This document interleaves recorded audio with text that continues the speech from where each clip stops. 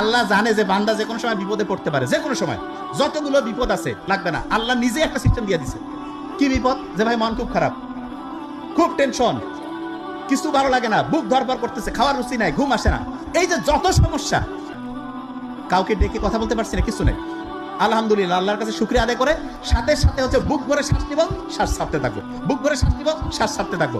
Believe me, যখন এই কাজটা করবো শরীরের প্রত্যেকটা কোষ ঠিকভাবে অক্সিজেন পাবে। এবং তার চেয়ে অসাধারণ, আমাদের ফ্রেনিক নার্ভ বলে একটা নার্ভ আছে, সেই নার্ভটা শান্ত হয়। এবং নার্ভের একটা অসাধারণ বৈশিষ্ট্য, একটা নার্ভ যদি শান্ত হয় সে তার পাশের থাকে, ওইটা তার পাশের থাকে, ওইটা তার পাশের থাকে, এরকম করে লক্ষ লক্ষ কোটি কোটি নার্ভ মুহূর্তের মধ্যে শান্ত হয়ে যাবে। বুক ধরপড় কমে গেল, খাওয়ার রুচি চলে আসলো, ভয় কেটে গেল, রাতের ঘুম ঠিক হইলো। আল্লাহর কাছে এসে বড় শুকরিয়া আর কি আছে? যার টাকা পয়সা সব আছে, ঘুম নাই, ওকে জিজ্ঞেস করো ভাই কি চাও, কবে আমি খালি ঘুম চাই, আমার টাকা পয়সা সব করে যাও। কিন্তু আমরা এটা দাম দেই না কেন? কারণ ফ্রি পাইছি। আল্লাহ সবচেয়ে দামি জিনিসগুলো আমাদের ফ্রি দিয়ে দিয়েছে। জাস্ট কাজটা কি? কাজটা হচ্ছে ওইটাকে সাইন্টিফিক্যালি আমাদের ব্যবহার করতে হবে।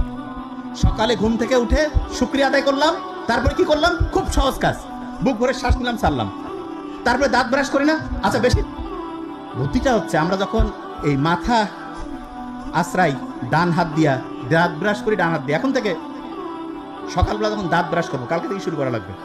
আজকে আমি সকালে আসার সময় এটা করছি, প্র্যাকটিস, ব্রেনটা অ্যাক্টিভ হয়ে যায়। কিরকম? বাম হাত দিয়ে দাঁত ব্রাশ করবো, বাহ কত সুন্দর। মাথায় যখন চুলটা আশ্রাবো, বাম হাত দিয়ে।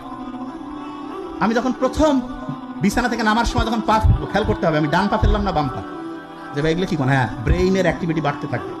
ছোট্ট ছোট্ট কাজ, রকেট সায়েন্স না, কিন্তু লাইফ চেঞ্জ করে দিবে ইনশাল্লাহ। এবং আব্বা আম্মার সাথে দেখা সাক্ষাৎ, যারা একই জায়গায় থাকি, আব্বা আম্মার সাথে হচ্ছে সালাম দিব।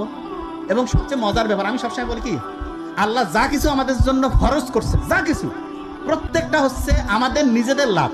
কিরকম? আমি মায়ের সাথে বাবার সাথে একটু হাসি মুখে কথা বললাম, অক্সিটোসিন ক্ষরণ হইল।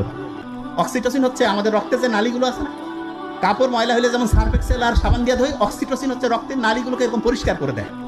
এবং তখন হয় কি, রক্ত ঠিকভাবে প্রবাহিত হয়, ব্রেন চাঙ্গা, হার্ট চাঙ্গা, মন খুশি, যা খুশি অসাধারণ কিছু করবো। বাপ মাও খুশি, আমরাও খুশি। আমরা অনেক সময় জানি যে মায়ের দিকে বাবার দিকে আন্তরিকতার সাথে তাকাইলে হজের সমান সব। আল্লাহ এত সুযোগ কেন দিছে? এই কারণে যাতে আমরা ভালো থাকি। অন্যকে যদি আমি হেল্প করি, আল্লাহ খুশি হয়। অন্যকে হেল্প করলে ওই সময় অক্সিটোসিন ক্ষরণ হয়, হার্ট ভালো থাকে। একজনেরকে হাসি মুখে কথা বললাম, এন্ডরফিন ক্ষরণ হইলো।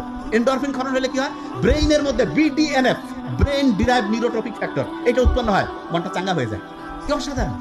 তার মানে ইসলাম যা কিছু ফরজ করছে প্রত্যেকটাই আমাদের শক্তিকে বাড়ায় দেয়, এনার্জি বাড়ায়, ব্রেইনের ক্যাপাসিটি বাড়ায়। আর যেগুলো নিষেধ করছে প্রত্যেকটাই আমাদের শক্তি